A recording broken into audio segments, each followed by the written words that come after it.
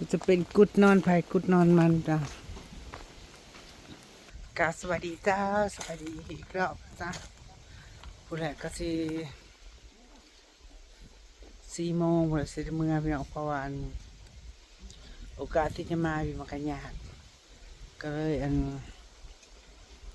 ข้าเจ้าแนะนำให้ลง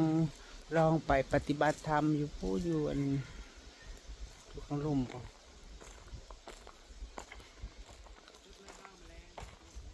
ลงไปฝึกเลยโอกาสมาแต่เถื่อมันยากเลยเนี่ยนี่เป็นรอบที่2แล้วพี่น้องแพทย์จะเอาบริซื้ออย่างหรืออย่างไปกันเริ่มแล้วพี่น้องเลยลงไปจุดทูบเศร้าตอนเช้ากับ8 โมงตอนแล้วกับ8 โมงเศร้าเที่ยงแรงสิว่าแล้วก็ได้แรงก็ไหวผ้าเย็นแล้วก็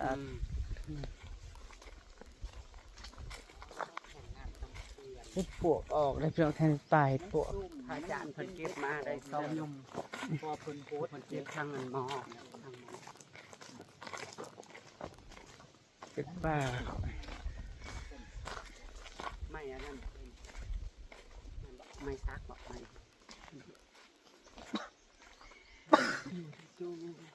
เฮ็ดปวกกับบุคคลเนาะปฏิบัติอีกจักชั่วโมงเขาดอกเนี่ย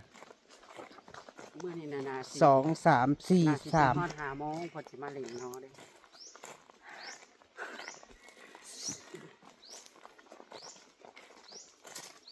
5 โมงแรง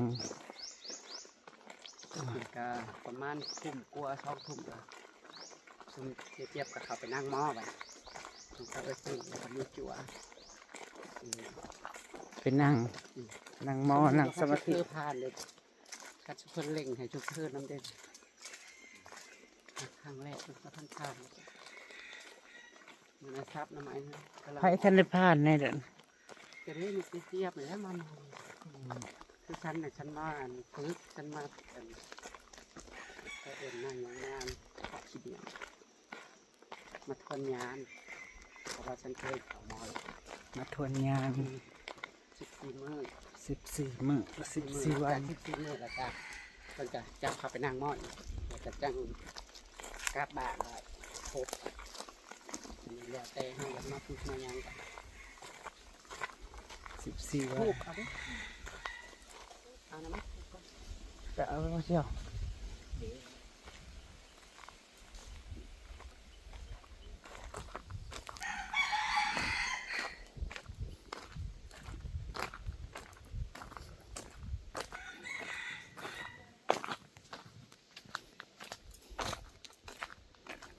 เงียบสงบพี่น้อง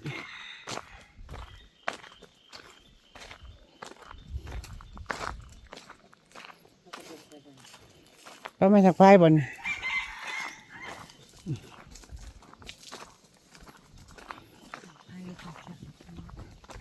ลำงานจากป่าใหม่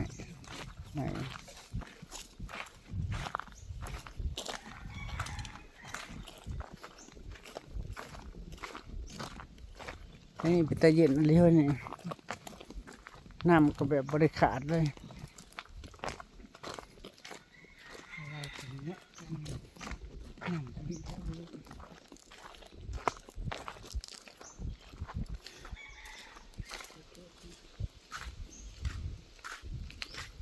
ต้นยังก่อน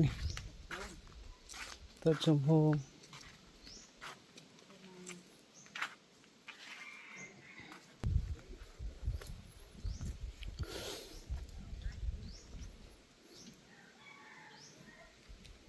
มาจุดนี่ก็ต้องจุดธูปขอเข้ามาบอกเจ้าที่เจ้าทานก่อน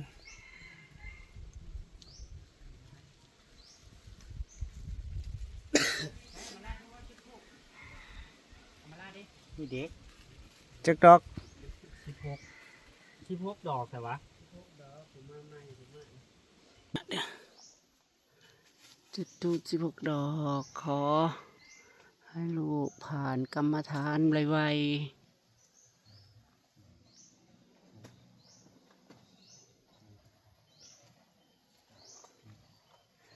อันนี้ก็คือมองต้นสมโพงพี่น้องเอ้ยเจ้าปู่ต้นสมโพง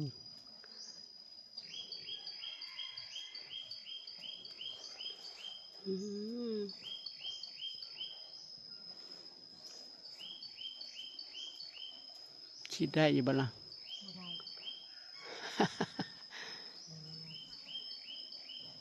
เท้าไฟแช็กมาแน่เธอมาจุดหรือเปล่าเอาไฟแช็กมาแน่เอา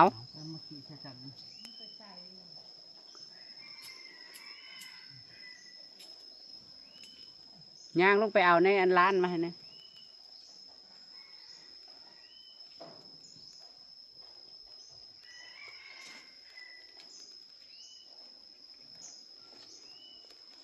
ว่านี่ลงมาบ่ทันลงมาสะ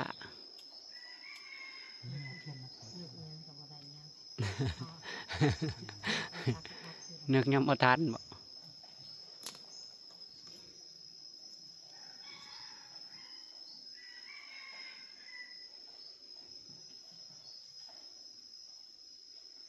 ขาเจียวก็ไม่เสียวก็มาเพลนแล้วกันถือโอกาสมาแล้วก็สิฝึกเลยมื้อแลง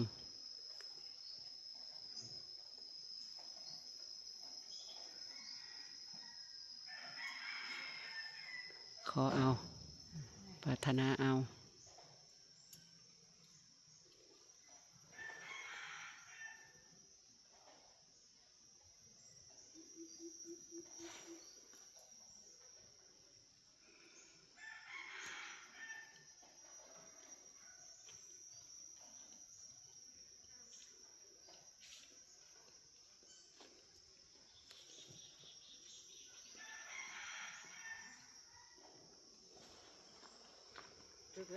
จุดแล้ว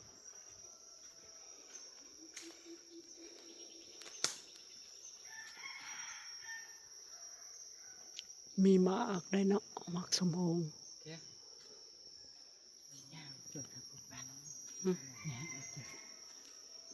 กูดหรือเป็นยังกันนั่นแหละหมอมองไปนั่งกูดเลยเป็นลังตัวฉันนั่งลังตะกี้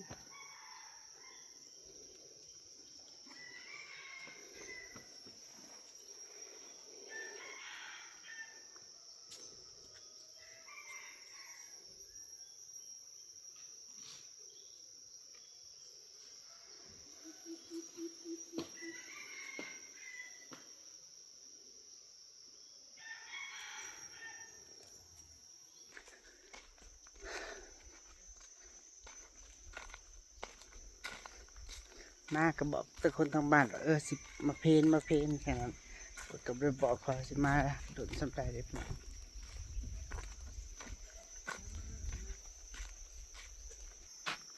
จุยใส่ไว้ถูก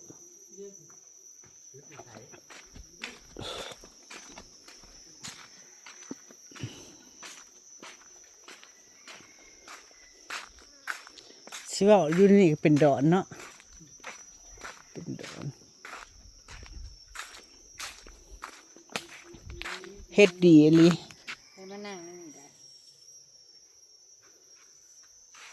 นั่งใช่เคยอยู่ไปมื้อแรงนะ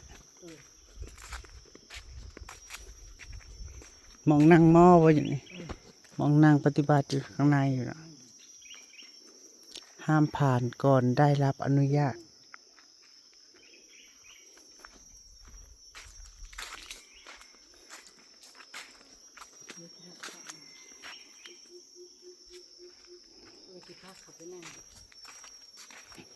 สิไปใส่บางนางหม้อนะนั่งจะคน เกิดมีแต่คนแล้วมีแต่คนก็คนละซุ่มอยู่แล้ว คนละสุ่มเลยอยู่สุ่มไผ่สุ่มมันข้าวได้คืนนะคะไปเป็นยังไม่เป็นนั่นเด้อเฮ้ย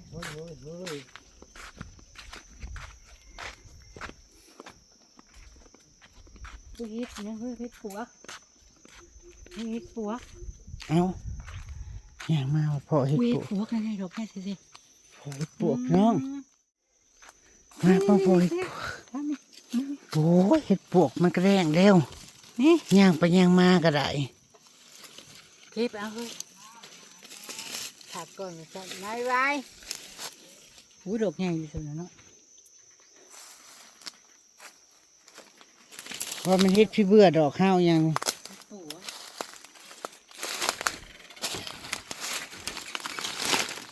ุ่มใหญ่ที่สุด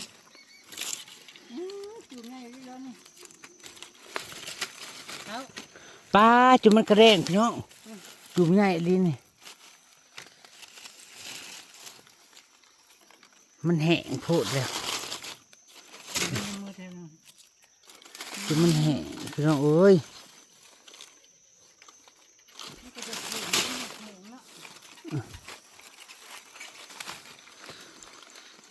แกงได้อยุ่ซ้ำนี่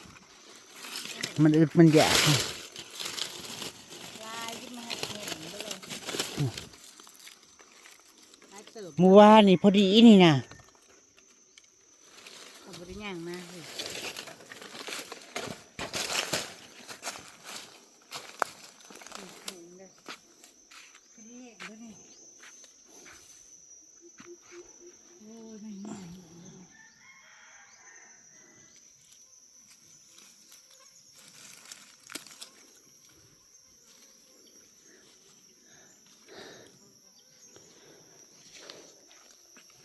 เขี้ยมันอยู่ต่ำนี่ พี่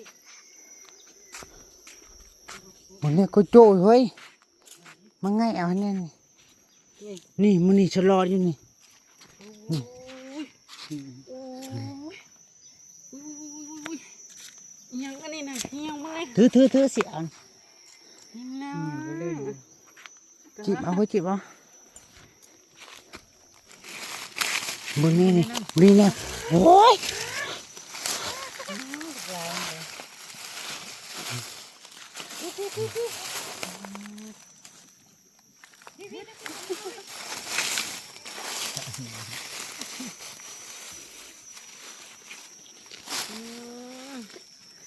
เหี่ยวรถแล้วได้เด้พี่ พี่น้องเอ้ย เฮ็ดปวกเกิดอยู่พัดพี่น้องมึงนี่จนมันเหี่ยวเนาะ ไปเก็บเห็ดปวกเดียว มันมีแนวไทย โอ้หลายบัวานนี่ยังสิแข็งแห้งอยู่ นี่เฮ้ยนี่ เอาโดดเถอะมันอึดมันอยาก หอมหอมมึงเนี่ย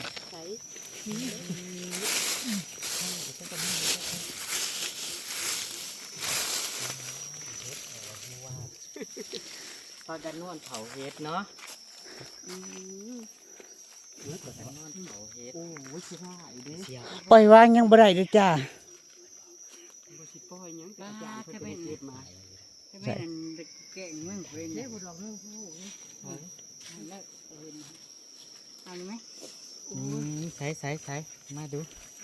ดอกแง่กูเอาถานะดอกเดียวมันเห็นมาเก็บไปเลยดิ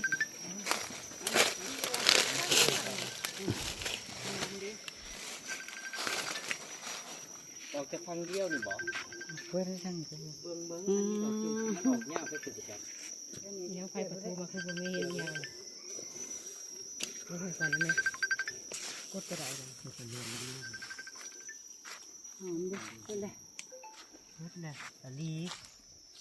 เฮ็ดอันนี้เพราะว่ามันยังสูงอยู่แม่นบอกเกี่ยวมาทั้งที่ พี่ยังอยากเข้าไปทางนี้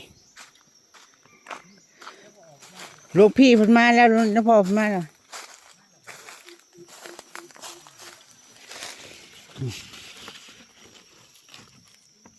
แต่มันแห้งป่ะ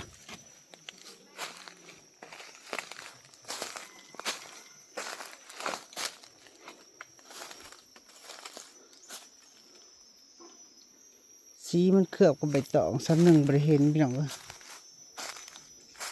สีใบตองแห้งเลยอะ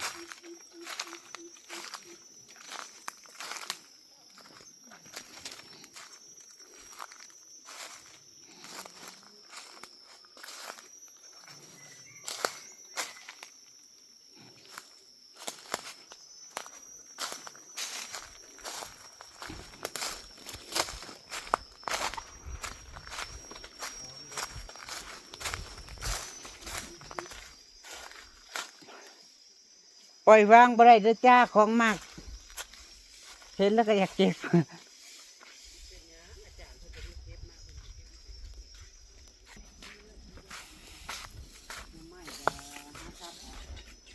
ปลาได้หอบหนึ่งจ้ะ หอมเอาได้มาอีกเลย มันแห้งแต่มันหังกะสิบานมันกระแรง มันฝนบ่ตก มันกระแรง ทำให้มันเลาะดีๆเนาะจะได้เป็นจากตา เขาไปปฏิบัติกันเด้อพี่น้องเอ้ยเขาไปปฏิบัติชั่วโมงตะกี้เขาลงมาจากชั่วโมงเช้า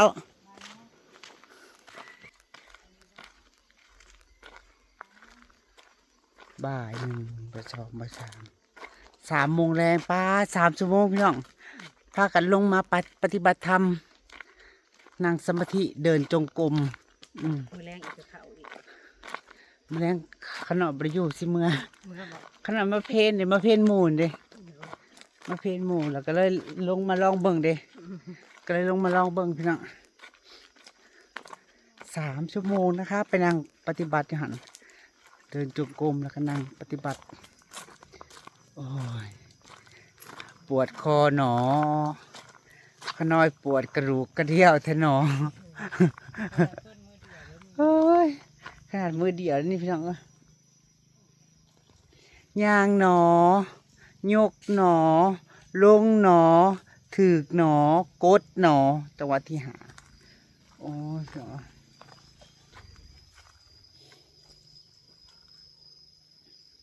ไปไทยเอาบ่มีกับไพ่สิบ่เฮ็ดหยังแต่ห้องน้ำมันมีถั่วบ่เดิพี่น้องเป็นป่าทึบเชียวหรอคือเป็นดงเนาะก็เชียวเนาะเป็นดงค่ำแล้วเนาะอยากเมื่อแล้วเนาะ ยังจะปวด เอาก็ไปเร่งเนาะบัดนี้ก็ ไผ เอา ยังบ่ทันได้แล้วได้นี่ จะพอเข้าใจ มันค่ำแล้วบ่ไปเข้าใจ เอาก็ไปเร่งบัดนี้สุดท้ายแล้วก็หาคนมาเบิ่งพอดีแป๊บนึงพอดีคือมาเข้าห้องน้ำนี่นั่น นี่คิดลงไปอยู่โดนโยมันบอกผ่านดอกลูกลืมๆปานนี้ กระเจ้าได้อันเฮ็ดเลยนะเจ้าก็จะให้มันซูด เอาแล้วเข้าไปที่เข้าไปอีกนะพี่น้องมันได้นางคิดว่าเรียบร้อยแล้วนี่นะกำลังว่าสิเมื่อมันค่ำแล้วพอบอกว่าท่านแล้วพี่น้อง เข้าห้องน้ำคือได้หนึ่ง เอาเพราะว่านี่ทางก็แล้วไปยกหนึ่งเพิ่นอนุญาตให้มาเข้าห้องน้ำเบรกซะก่อนแล้วก็สิลงไปใหม่อีกสิลงไปปฏิบัติใหม่อีกบ่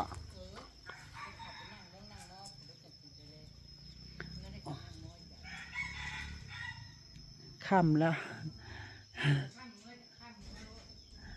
พี่น้องกระเทินมาเลยเนาะในโอกาสมาเท่านึงมันก็ค่อนข้างจะหาเวลามายากเด้ในเมื่อมาแล้วก็มาซะก็สิเฮ็ดให้มันเรียบร้อยซะนั่งปฏิบัตินั่งสมาธิ1 ชั่วโมงจ้า 1 ชั่วโมงพี่น้องนั่งสมาธิแล้วก็เดินจงกรมหลังจากบันสิลงไปเฮ็ดหยังบันนี้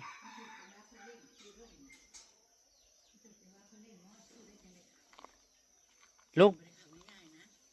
สั้นห้าวกาดเขาในยากบ่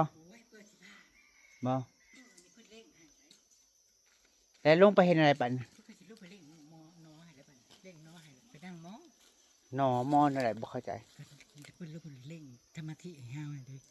เล่น ยุบเนาะพ้องเนาะยุบเนาะพ้องเนาะนี่ เดี๋ยวมันก็หูเองเลยลงไปเนี่ยปลูก เข้าห้องน้ำก็ได้พี่น้องเอ้ย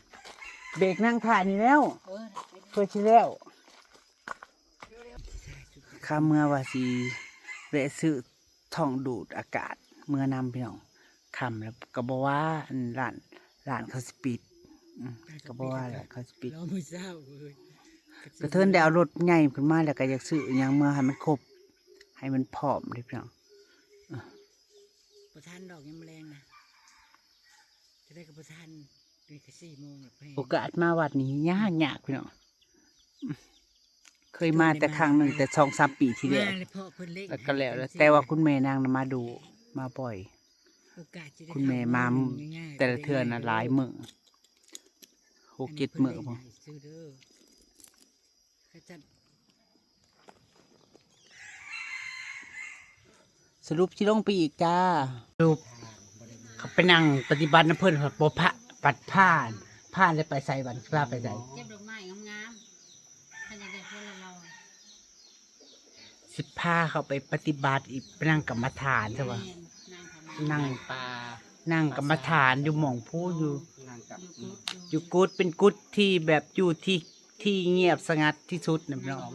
นั่งใครนั่งมันบ่แม่นคนเดียวมันได้เพิ่นมี ก็สินั่งพุทโธพุทโธอย่างนั้นบ่ กระท่อมแบบเดียวกัน นั่นแหละ ท่อมไว้เจ้า ของนอน นอนนอนนอนนะมันมาแห้งจากกันนออย่างเดียว สมมติว่ามีอย่างมา ท่านอยู่ในคนมันโมทนานำกับนออย่างเดียวท่านพระบาทจะเกิดแห้งนั่นสบานเล่นนั่นเองนอนในใจกัน มันจะบริลูกแล่นบ่ บา บ่แล้ว เราจะเป็นลูกอย่างจะเป็นหันรับตา รับ ไว้ ตา ก็ต้อง คือคนบอกแบบเดียวกันกับพึกนี่น้องบ่ให้เมื่อนตาบ่ให้มือออกจากสมาธิมันสิเกิด สิได้ลงไปนั่งสมาธิอีกพี่น้องจักทุ่ม 7 โมงถ่ายแล้ว ลงทุ่มหนึ่ง 9 โมงกันเลย ลงทุ่ม3 ทุ่ม มันมีกุ๊ดมีงู 3 ทุ่มกว่า มาแล้ว บ่ได้ ก็ บ่ ส่ง ได้จบส่งซื้อเอาบุญนำแมลงบุญขอ มีภายในสิไปนั่งลงไปนั่งเลย 3 คน ไอ้ติ้นแล้วก็จัว แล้วก็จวนได้3 คน เพราะว่าเจี๊ยบบอกทันพา เจี๊ยบบ่ทันพา เจี๊ยบมาบวชละก็หลายมือผัดบ่ผ่านนางผัดมาจากไหนเจ้าบ่ผ่านพี่น้อง เอาเจ้ามัน หลวงพี่เพิ่นถามนะพระอาจารย์เพิ่นถามว่ามีความรู้สึกจังไดกันทางก็ว่าคือจะว่า ข่อยสิ มีแตะมานอยู่แถวข้างๆนี่มีแตะมานผจญ ข่อยสิมาเข้าข่อยสิมาเอา มีแตะมานมาดึง มีแตะมานมาดึงอยู่ความคิด บุญหัวสิเอาไม้ข่อย แล้วก็หนานะเงียบยังบ่เศร้าอยู่นี่น่ะ โอเคนั่นแหละ ถามมื ตอนนั่ง ใหญ่แล้ว ตอนนั่งสมาธิเด้อ ในรถแล้วกูใส่มาแล้วมัน เลี้ยวขึ้นไปนะคล้ายๆอันเขาเอิ้นหยังห้อย แสงสว่างบ้าง บ่เป็นทางขึ้นแล้วมีหม่องพระอินทร์อยู่น่ะแม่เทวดาอยู่น่ะแม่แล้วด้านข้างๆรอบๆพระเกิมจะพวกมารมาดึงมาจองอยู่ความคิด แล้วบัดที่นี้พี่น้องบ่ได้เมื่อเด้อจ้า3 ทุ่มหลวงพี่เพิ่นสิให้เมื่อเพิ่นสิพาลงไปนั่งอยู่กลางป่าอีกเพิ่นสิพาลงไปนั่งอยู่กลางป่า อยู่หม่องที่เงียบสงบที่เงียบ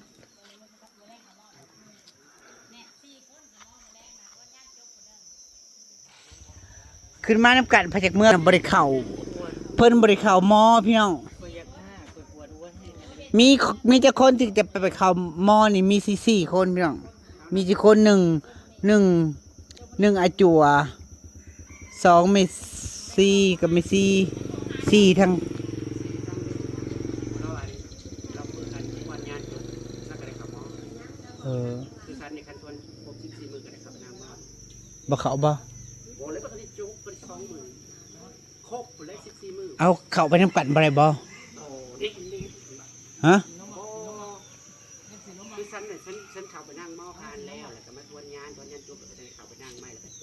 บ เคยเข้าไปเทื่อนางมอ เดือนนึง แต่เราผู้ผ่านยุคเรามาเป็นอะไรเข้าไปพอนางเคยมาปฏิบัติก็นั่งปฏิบัติธรรมดาเนาะ มันก็จะมีความคิดของเฮานี่แหละเฮาคิดว่ามันเบื่ออีหยังมีแต่คันงานท่องแต่น่ะคันงานมันเกิดแล้วแป๊บเดียว2 ชั่วโมงแป๊บเดียวนึงเพราะว่ามัน เอามีสติตะกี้เนี่ยคือว่าแป๊บเดียวเนาะ คันเฮา เนาะ มีสมาธิแล้วเฮาโตเฮาก็สิเบาแล้วมันก็สิโล่งมาวูบหนึงแบบมันบ่ได้เฮิงเขาเดียวอยู่ลำ2 ชั่วโมง เจ้ากับฝ้าวนั่งไว้มาเสียวจบ นกยูง มันจะท่องนั่นแหละบ่ให้ป้าจังว่าสิได้ยินเสียงอีหยังเลยมีอีหยังเห็นในหูในตากะมีแต่คันเห็นสมมุติว่าเห็นปึ๊บมาในหน้าในตาเนี่ยก็เป็นนอนอย่างเดียวเนาะ ไปกันเว้ยมันนั่นกัน รีมเฮามันคือบ่ไป ลิ้นหยุดแข็งนางนอนตะกี้ลิ้นหยุดแข็งพี่น้อง ของเธอน่ะมีแต่อยู่แบบนี้ของเจ้าน้อยน่ะง่ายนอนอยู่กระแดงานสมบูรณ์ได้ครึ่งตัวอีกมันจะเป็นอะไรมันจะไปทางใดก็ ปล่อยแล้วเนาะ ไปลูก แต่ตอนที่เขาเล่นน่ะ มันเหมือนไฟสอดตัวร่างกายน่ะ มันง่ายนะบ่แต่มันเป็นอะไร มันเหมือนไฟสอด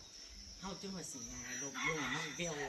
เพิ่นบ่ให้ครึ่ง มันปัดตั้งสติมาได้มันก็เลยยังเบิดแล้วบัดนี้ เพิ่นน่ะไปครึ่งอย่างนี้จริงๆนะคะฉันเนี่ย เฮ้ยตอนแรกคิดว่าจะมาแล้วก็ฝ้าเมื่อไปซื้ออัน เขาพอเขาแอบเฮือนดิสิไปใส่เนี่ยดูดอากาศในเฮือนน่ะดิ บุญก่อน เอาบุญต่อ เนี่ยดูดอากาศ3-4ตู้ผู้ใด เจ้าก็สิ บัดเมื่อเด้อบัดบ่ได้ถือแล้วบัดร้านเขาปิดเบิด ไม่สิไปซื้อที่บ้าน เขาบอกเขา มันเอาหมดเรื่องจะทุ่มแล้วไปเดียวนั่นนี่ว่าอยู่อย่าเนี่ยจ้ะ ที่ลูกตาหูมัน ก็ขี่รถเต้าหุ่น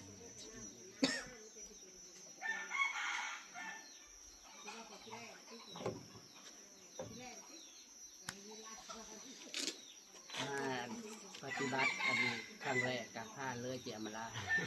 มาเพนซื่อๆพี่น้องมาเพนซื่อแล้วก็ลงไปปฏิบัติ ก็ลงไปปฏิบัตินำข้าเจ้ากับแม่ชีลงไปลองเบิ่งไม่ได้เพราะว่านางผ่านแล้วเพราะว่าสิพานางเข้าไปปฏิบัติอยู่ผูอยู่ตูบอยู่กลางป่านางมอเจ้าหลักก็นั่งสมาธิเนาะนั่งสมาธิอยู่ป่า อยู่ชนลุ่มพูนบ่แม่นหมองตะกี้นี่ เป็นซุ่มเอาไปของมันของเขาเก็บเห็ดเด้เท่านั้นเอง เฮ้ยนั่ง2 ชั่วโมงนี่ก็เติบหนึงได้เฮ้ย กับบุเฮิงแต่ก็คันเขานางสมาหานางได้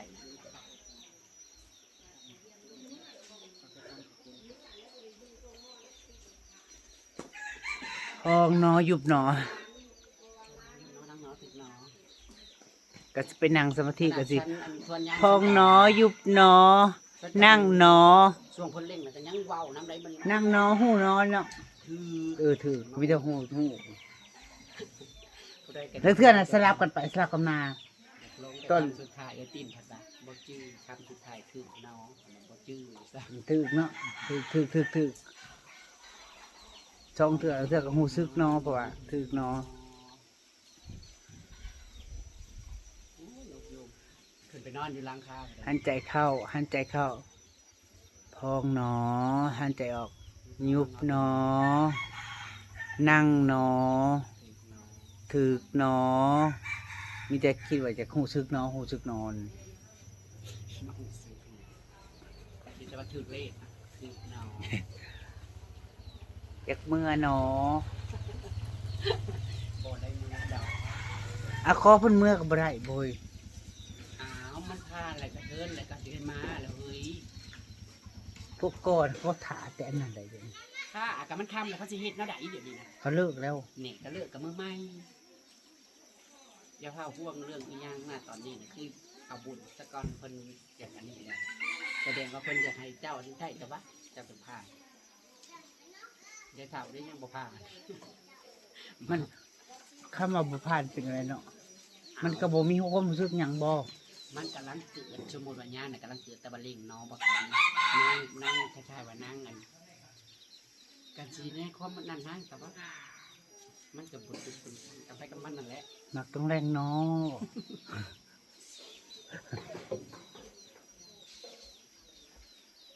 กระซ่า อันสิไปผู้อยู่ เคยกินกระซ่าคือกันกับแม่นบ่นี่มันกำลังไปเผาสะพาน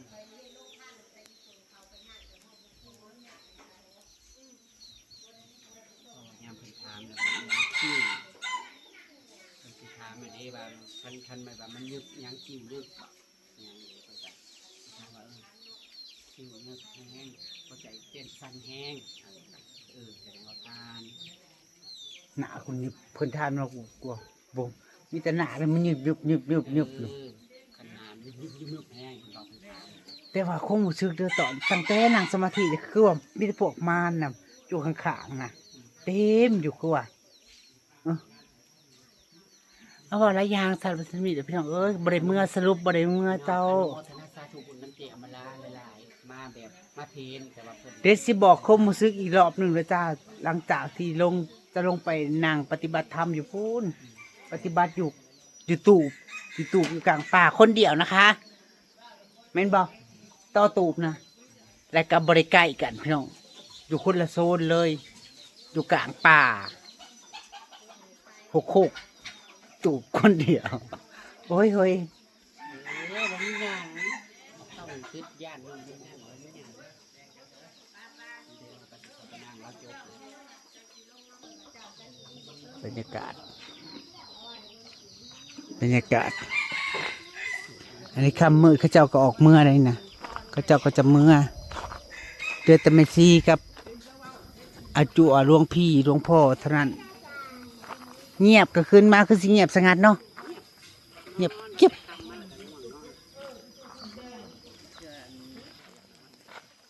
สวัสดีนะสบายดีเด้อสารสมิทพี่น้อง